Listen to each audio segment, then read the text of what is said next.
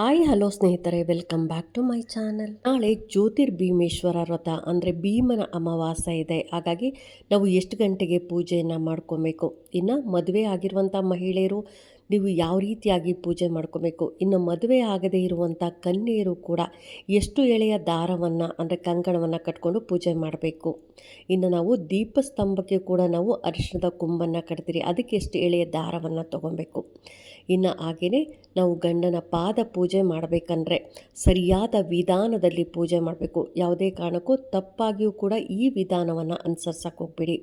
ಹಾಗಾಗಿ ಯಾವ ವಿಧಾನದಲ್ಲಿ ಪೂಜೆ ಮಾಡಬೇಕು ಅಂತ ಕೂಡ ತಿಳಿಸ್ಕೊಡ್ತಾ ಇದ್ದೀನಿ. ಸಂಪೂರ್ಣವಾಗಿ ನಾನು ಒಂದೇ ವಿಡಿಯೋದಲ್ಲಿ, ಸ್ವಲ್ಪ ಲೆಂತಿ ಇರುತ್ತೆ, ಒಂದೇ ವಿಡಿಯೋದಲ್ಲಿ ತಿಳಿಸ್ಕೊಡ್ತಾ ಇದ್ದೀನಿ. ಇನ್ನು ಆದಷ್ಟು ಬ್ರಾಹ್ಮಿ ಮುಹೂರ್ತದಲ್ಲೇ ಪೂಜೆ ಮಾಡಿದ್ರೆ ತುಂಬಾ ಒಳ್ಳೆಯದು. ಹಾಗಾಗಿ ನಾಳೆ ಬೆಳಗ್ಗೆ ಬೇಗನೆ ಎದ್ದು ಸ್ನಾನ ಮಾಡೋ ನೀರಿಗೆ ನೀವು ಆದಷ್ಟು ಅರಿಶಿಣವನ್ನು ಹಾಕಿ ನಾಳೆ ದಿನ ಸ್ನಾನ ಮಾಡಿ. ಅಥವಾ ಅರಿಶಿಣನ ಕೈಕಾಲಿಗೆಲ್ಲ ಮುಖಕ್ಕೆಲ್ಲ ಉಜ್ಕೊಂಡು ಕೂಡ ಸ್ನಾನ ಮಾಡ್ಬೋದು. ಅಥವಾ ಬಕೆಟ್ಗೆ ಹಾಕಿ, ಸ್ವಲ್ಪ ಬಕೆಟ್ಗೆ ಹಾಕಿ ನೀವು ಆ ನೀರಿನಿಂದ ಕೂಡ ಸ್ನಾನವನ್ನು ಮಾಡ್ಕೊಬೋದು. ಆದಷ್ಟು ನಾಳೆ ತಲೆಗೆ ಸ್ನಾನವನ್ನು ಮಾಡ್ಕೊಳ್ಳಿ. ನಂತರ ಶುಭ್ರವಾಗಿ ಒಗೆದಿರುವಂಥ ಬಟ್ಟೆಗಳನ್ನು ಹಾಕ್ಕೊಂಡು ನೀವು ದೇವ್ರ ಮನೆಯೆಲ್ಲ ಕ್ಲೀನ್ ಮಾಡಿಕೊಂಡು ಶಿವ ಪಾರ್ವತಿಯರ ಫೋಟೋವನ್ನು ಮೊದಲು ಕ್ಲೀನ್ ಮಾಡಿಕೊಂಡು ಅದಕ್ಕೆ ಅರಿಶಿಣ ಕುಂಕುಮವನ್ನು ಹಚ್ಚಬೇಕಾಗತ್ತೆ. ದೀಪಸ್ತಂಭಗಳನ್ನು ಯಾವ ರೀತಿ ರೆಡಿ ಮಾಡ್ಕೊಬೇಕು ಅಂತ ಕೂಡ ತೋರಿಸ್ತಾ ಇದ್ದೀನಿ. ಸ್ವಲ್ಪ ಹೈಟ್ ಇರುವಂಥ ದೀಪಗಳನ್ನು ತೊಗೊಳ್ಳಿ. ಬೆಳ್ಳಿದು, ತಾಮ್ರದ್ದು, ಹಿತ್ತಾಳಿದು ಯಾವುದಾದ್ರೂ ಪರವಾಗಿಲ್ಲ. ಸ್ವಲ್ಪ ಹೈಟ್ ಇರುವಂಥ ದೀಪಸ್ತಂಭಗಳೇ ಬೇಕಾಗತ್ತೆ. ಇನ್ನು ಸಪ್ಪೆ ದಾರ ಅಂದರೆ ಹೂವು ಕಟ್ಟೋ ದಾರವನ್ನು ತಗೊಂಡು ಇದನ್ನು ನಾನು 5 ಎಳೆ ಅಥವಾ 7 ಎಳೆ ಅಥವಾ 9 ಎಳೆಯ ದಾರವನ್ನು ತೊಗೊಬೇಕಾಗತ್ತೆ. ನಾನಿಲ್ಲಿ 5 ಎಳೆಯ ದಾರವನ್ನು ತೊಗೊಂಡಿದ್ದೀನಿ. ಇನ್ನು ಇದಕ್ಕೆ ಈಗ ಅರಿಶಿಣದ ಕೊಂಬನ್ನು ಕಟ್ಕೊತಾ ಇದ್ದೀನಿ. ಇದನ್ನು ದೀಪಸ್ತಂಭಕ್ಕೆ ಕಟ್ಟಬೇಕು. ಅದಕ್ಕೋಸ್ಕರ ಈ ರೀತಿಯಾಗಿ 2 ನಾನು ಇಲ್ಲಿ ರೆಡಿ ಮಾಡ್ಕೊಂಡಿದ್ದೀನಿ. ಸೇವಂತಿಗೆ ಹೂವು ನಾವು ಪೂಜೆ ಮಾಡಬೇಕಂದ್ರೆ ಯಾವ ರೀತಿಯಾಗಿ ಎಷ್ಟು ಎಳೆಯ ದಾರವನ್ನು ಕಟ್ಕೊಬೇಕು ಅನ್ನೋದಾದರೆ, ನಾವು ಮದುವೆ ಆಗಿರೋರು 9 ಎಳೆಯ ದಾರವನ್ನು ತಗೊಂಡು ಅದಕ್ಕೆ 9 ಗಂಟುಗಳು ಹಾಕಿ ನಾವು ಈ ರೀತಿಯಾಗಿ ರೆಡಿ ಮಾಡ್ಕೊಬೇಕಾಗತ್ತೆ. ಅಂದರೆ ಈ ರೀತಿಯಾಗಿ 9 ಎಳೆಯ ದಾರವನ್ನು ತಗೊಳ್ಳಿ, ಅದನ್ನು ಅರಿಶಿಣದಲ್ಲಿ ನೀವು ಈ ರೀತಿಯಾಗಿ ಡಿಪ್ ಮಾಡಿ ಪೂರ್ತಿ ಅರಿಶಿಣದ ದಾರವನ್ನು ಮಾಡ್ಕೊಬೇಕಾಗತ್ತೆ. ನಂತರ ಒಂದು ಸೇವಂತಿಗೆ ಹೂವನ್ನು ತಗೊಳ್ಳಿ, ಮಧ್ಯದಲ್ಲಿ ಕಟ್ಟಿ 1 ಗಂಟು ಹಾಕಬೇಕು. ಮತ್ತು ಸೈಡಲ್ಲಿ 4 ಗಂಟುಗಳನ್ನು, ಒಟ್ಟಾರೆ 9 ಗಂಟುಗಳನ್ನು ಹಾಕಬೇಕು. ಈಗ ನಾನು ತೋರಿಸ್ತಾ ಇದ್ದೀನಲ್ಲ, ಈ ರೀತಿಯಾಗಿ ಮಧ್ಯದಲ್ಲಿರೋದನ್ನು 1 ಗಂಟು ಹಾಕಿ ಸೈಡಲ್ಲಿ 4 ಗಂಟುಗಳನ್ನು ಹಾಕಬೇಕಾಗತ್ತೆ. ಯಾಕೆಂತಂದರೆ ಆ ಕಡೆ 4 ಈ ಕಡೆ 4 8 ಆಯಿತು. ಮಧ್ಯದಲ್ಲಿ ನಾವು ಹೂವಕ್ಕೊಂದು ಹಾಕಿರ್ತೀರಿ, ಹಾಗಾಗಿ 9 ಗಂಟುಗಳಾಗತ್ತೆ. ಇನ್ನು ಮದುವೆ ಆಗದೇ ಇರೋರು ಯಾವ ರೀತಿಯಾಗಿ ಕಟ್ಕೊಬೇಕು ಅನ್ನೋದಾದರೆ, ಒಂದು ದಾರವನ್ನು 5 ಎಳೆ ದಾರವನ್ನು ತೊಗೊಬೇಕು. ಮದುವೆ ಆಗದೇ ಇರೋರು 5 ಎಳೆ, ಮದುವೆ ಆಗಿರೋರು 9 ಎಳೆಯ ದಾರವನ್ನು ತೊಗೊಬೇಕು. ಇನ್ನು 9 ಎಳೆ ದಾರವನ್ನು ತೊಗೊಂಡು 9 ಗಂಟುಗಳನ್ನು ಹಾಕಬೇಕಾಗತ್ತೆ. ಈ ರೀತಿಯಾಗಿ ರೆಡಿ ಮಾಡ್ಕೊಬೇಕು. ಇನ್ನು ಮದುವೆ ಆಗದೇ ಇರೋರು 5 ಎಳೆಯ ದಾರವನ್ನು ತೊಗೊಬೇಕು.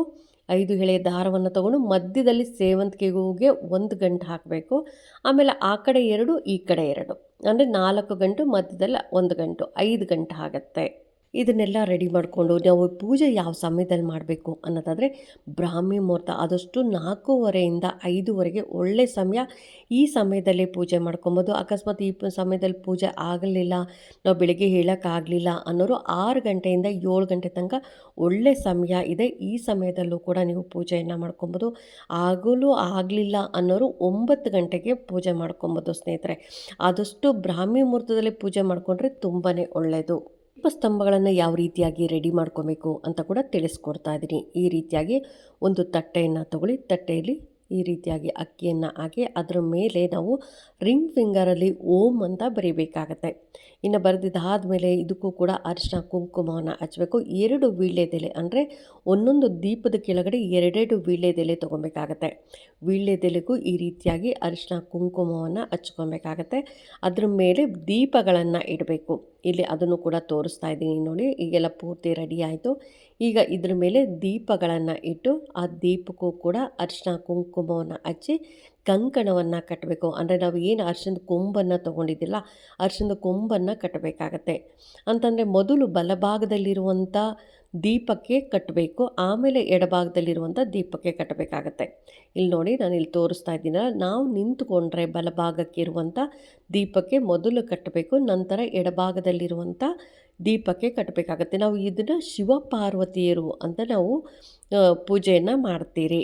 ಇನ್ನು ಯಾವುದೇ ಒಂದು ಪೂಜೆಯನ್ನು ಮಾಡಬೇಕಾದ್ರೂ ಮೊದಲು ನಾವು ಗಣಪತಿಯನ್ನು ಪೂಜೆ ಮಾಡಬೇಕು. ಗಣಪತಿಯ ಪ್ರಾರ್ಥನೆಯನ್ನು ಮಾಡಿ ಬೇರೆ ಪೂಜೆಯನ್ನು ಶುರು ಮಾಡಬೇಕಾಗತ್ತೆ.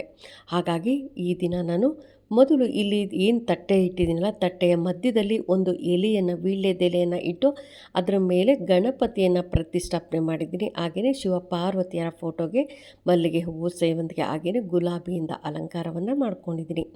ಇನ್ನು ದೀಪಗಳಿಗೂ ಅಷ್ಟೇ ಮಲ್ಲಿಗೆ ಹೂವನ್ನು ಕಟ್ಟಿ ಈಗ ಗಣಪತಿಗೂ ಕೂಡ ಮಲ್ಲಿಗೆ ಹೂವು, ಸೇವಂತಿಗೆ, ಹಾಗೆಯೇ ರೋಸಿಂದ ನಾವು ಪೂಜೆಯನ್ನು ಮಾಡ್ತಾಯಿದ್ದೀವಿ. ಇನ್ನು ನಾವು ಈ ದಿನ ಎಷ್ಟು ಎಳೆಯ ಬತ್ತಿಗಳನ್ನು ಹಾಕಬೇಕು ಅನ್ನೋದಾದರೆ ಆದಷ್ಟು 5 ಅಂದರೆ ಎರಡೆರಡು ಒಂದೊಂದು ಬತ್ತಿ ಅಂತ ಮಾಡಿಕೊಂಡು ನಾವು 5 ಕಡೆ ದೀಪಗಳನ್ನು ಹಚ್ಚಬೇಕು. ಆದಷ್ಟು ತುಪ್ಪ ಅಥವಾ ಎಣ್ಣೆಯ ದೀಪ, ನೀವು ತುಪ್ಪ ಇದ್ದರೆ ತುಪ್ಪದ ದೀಪ ಹಚ್ಚಿ, ಅಥವಾ ಎಣ್ಣೆ ಇದ್ದರೆ ಎಣ್ಣೆಯ ದೀಪ ಹಚ್ಚಿ.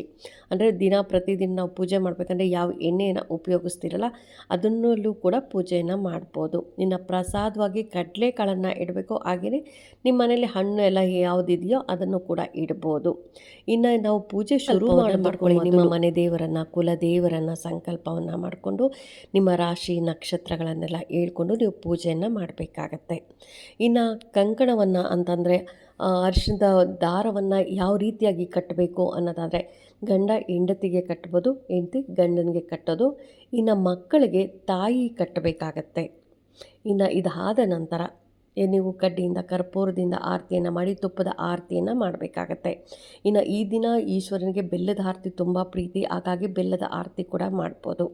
ಇನ್ನು ಪೂಜೆ ಆದ ನಂತರ ಗಂಡನನ್ನು ಯಾವ ರೀತಿಯಾಗಿ, ಗಂಡನ ಪಾದ ಪೂಜೆಯನ್ನು ಯಾವ ರೀತಿಯಾಗಿ ಮಾಡಬೇಕು ಅನ್ನೋದಾದರೆ ಅವನ್ನ ಒಂದು ಚೇರ್ ಮೇಲೆ ಉತ್ತರಾಭಿಮುಖವಾಗಿ ಮೊದಲು ಕೂರಿಸಿ ಅವ್ರಿಗೆ ಪಾದ ಪೂರ್ತಿ ತೊಳಿಬೇಕು. ಒಂದು ತಟ್ಟೆಯನ್ನು ಇಟ್ಟು ಬರೀ ಒಬ್ಬೊಬ್ಬರು ಮುಂದೆ ಮಾತ್ರ ಬೆರಳು ಮಾತ್ರ ತೊಳಿತಾರೆ, ಆ ಥರ ತೊಳಿಬಾರ್ದು. ಪಾದ ಪೂರ್ತಿಯಾಗಿ ಹಿಂದೆ ಇಮ್ಮಡಿ ತನಕ ಪಾದ ಪೂರ್ತಿಯಾಗಿ ತೊಳೆದು ಅರಿಶಿನ ಕುಂಕುಮವನ್ನು ಹಚ್ಚಬೇಕು. ಇನ್ನು ಅರಿಶಿನ ಕುಂಕುಮ ಹಚ್ಚಬೇಕಂದ್ರೂ ಅಷ್ಟೇ ದೇವ್ರ ಮನೇಲಿರುವಂಥದ್ದು ಹಾಗೆ ಅರಿಶಿನ ಕುಂಕುಮ ಡಬ್ಬಿ ತೊಗೊಂಬಂದು ಇವ್ರಿಗೆ ಹಚ್ಚಿ ಮತ್ತೆ ತೊಗೊಂಡೋಗಿ ದೇವ್ರ ಮನೆಗೆ ಇಡಬಾರ್ದು. ನೀವು ತಟ್ಟೆಯಲ್ಲಿ ಸ್ವಲ್ಪ ಅರಿಶಿನ ಕುಂಕುಮ ಸಪ್ರೇಟಾಗಿ ತೊಗೊಂಬನ್ನಿ, ಹೂವು ಕೂಡ ಸಪ್ರೇಟಾಗಿ ತೊಗೊಂಬಂದು ಪೂಜೆಯನ್ನು ಮಾಡಬೇಕಾಗತ್ತೆ. ಏಕೆಂದರೆ ನಾವು ದೇವರಿಗೆ ಬೇರೆ ಅರಿಶಿನ ಕುಂಕುಮ ಇಟ್ಟಿರಬೇಕು. ಹಾಗೆಯೇ ಇಲ್ಲಿ ಪೂಜೆ ಮಾಡಬೇಕಂದ್ರೂ ಇಲ್ಲಿ ಪೂಜೆ ಮಾಡಿದ್ರೆ ಮತ್ತೆ ದೇವ್ರ ಮನೆಗೆ ತೊಗೊಂಡೋಗ್ಬಾರ್ದು. ಅಂದರೆ ದೇವ್ರಿಗೂ ಮತ್ತೆ ಅದೇ ಅರಿಶಿನ ಕುಂಕುಮನ ಇಡಬಾರ್ದು. ಇನ್ನು ಹೂಗಳನ್ನು ಇಟ್ಟು ಗಂಧದ ಕಡ್ಡಿ ಹಾಗೆಯೇ ಕರ್ಪೂರದಿಂದ ಆರತಿಯನ್ನು ಮಾಡಬೇಕಾಗತ್ತೆ. ಮತ್ತು ಯಾವಾಗಲೂ ನಾವು ಗಂಡನ ಪಾದ ಪೂಜೆ ಆದ ಮೇಲೆ ಆ ನೀರೇನಿರುತ್ತಲ್ಲ ಆ ನೀರನ್ನು ಸ್ವಲ್ಪ ತಲೆ ಮೇಲೆ ಚಿಮ್ಸ್ಕೊಳ್ಳಿ. ಹಾಗೆಯೇ ಅರಿಶಿನ ಕುಂಕುಮ ಏನು ಇಟ್ಟಿರ್ತೀರ ಅದನ್ನು ನೀವು ಹಣೆಗೆ ಹಚ್ಕೊಳ್ಳಿ. ಮತ್ತು ಆ ನೀರು ಇರೋದನ್ನು ತೊಗೊಂಡೋಗಿ ಆಚೆ ಯಾವುದಾದ್ರೂ ಗಿಡಕ್ಕೂ ಕೂಡ, ಅಂದರೆ ತುಳಸಿ ಗಿಡಕ್ಕೆ ಹಾಕ್ಬೇಡಿ, ಬೇರೆ ಯಾವುದಾದ್ರೂ ಗಿಡಗಳಿರುತ್ತಲ್ಲ ಆ ಗಿಡಗಳಿಗೆ ಹಾಕಬೇಕಾಗತ್ತೆ.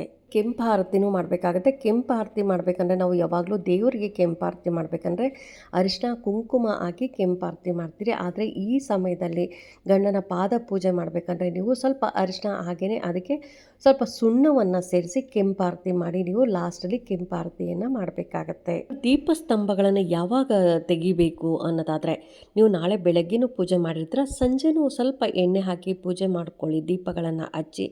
ನಂತರ ದೀಪ ತಣ್ಣಗಾದ ಮೇಲೆ ನೀವು ಅದನ್ನು ಸ್ವಲ್ಪ ಕದಲಿಸಿ ಅಷ್ಟೇ. ಕದಲಿಸ್ಬಿಟ್ಟು ಹಾಗೆ ಬಿಟ್ಬಿಡಿ. ನಾಳೆ ಬೆಳಗ್ಗೆ ಅಂತಂದರೆ ನಾಡಿದ್ದ ಬೆಳಗ್ಗೆ ಗುರುವಾರದ ದಿನ ಬೆಳಗ್ಗೆ ಸ್ನಾನ ಮಾಡಿ ಆ ಏನು ಎಲೆ ಮತ್ತು ಹೂಗಳೆಲ್ಲ ಇರುತ್ತಲ್ಲ ಗಿಡಕ್ಕೆ ಹಾಕಿ, ಹಾಗೆಯೇ ಆ ಬತ್ತಿ ಏನಾದರೂ ಹಾಗೆ ಇತ್ತು ಅಂದರೆ ಬತ್ತಿ, ವೀಳ್ಯದೆಲೆ, ಹೂವು ಎಲ್ಲವನ್ನು ಕೂಡ ಗಿಡದಕ್ಕೆ ಹಾಕಿ. ಮತ್ತು ಅಕ್ಕಿ ಏನು ಮಾಡಬೇಕು ಅನ್ನೋದಾದರೆ ಅಕ್ಕಿಯಲ್ಲಿ ಯಾವುದಾದ್ರು ಸಿಹಿ ಪದಾರ್ಥವನ್ನು ಮಾಡಿಕೊಂಡು ಮನೆಯೆಲ್ಲ ಇರೋರೆಲ್ಲರೂ ಪ್ರಸಾದವಾಗಿ ಸ್ವೀಕಾರ ಮಾಡಿ. ಇನ್ನು ಸಂಪೂರ್ಣ ಮಾಹಿತಿಯನ್ನು ತಿಳಿಸ್ಕೊಟ್ಟಿದ್ದೀನಿ. ಈ ವಿಡಿಯೋ ಹೇಗೆ ಅನ್ನಿಸ್ತು ಅಂತ ಕಾಮೆಂಟ್ ಸೆಕ್ಷನಲ್ಲಿ ಕಾಮೆಂಟ್ ಮಾಡಿ, ಲೈಕ್ ಮಾಡಿ, ಶೇರ್ ಮಾಡಿ. ಇನ್ನೂ ನನ್ನ ಚಾನಲ್ಗೆ ಯಾರೆಲ್ಲ ಸಬ್ಸ್ಕ್ರೈಬ್ ಮಾಡಿದೆ ಹಾಗೆ ನೋಡ್ತಾ ಇದ್ದರೆ ಎಲ್ಲರೂ ಸಬ್ಸ್ಕ್ರೈಬ್ ಮಾಡ್ಕೊಳ್ಳಿ. ಪಕ್ಕದಲ್ಲಿರೋಂಥ ಬೆಲ್ ಐಕಾನ್ ಪ್ರೆಸ್ ಮಾಡೋದ್ರಿಂದ ನಾನು ಹಾಕೋ ವಿಡಿಯೋಗಳೆಲ್ಲ ಬೇಗ ಬಂದು ತಲುಪುತ್ತೆ. ಈ ವಿಡಿಯೋನ ಆದಷ್ಟು ಶೇರ್ ಮಾಡಿ ಅಂತ ಹೇಳ್ತಾ ಥ್ಯಾಂಕ್ ಯು.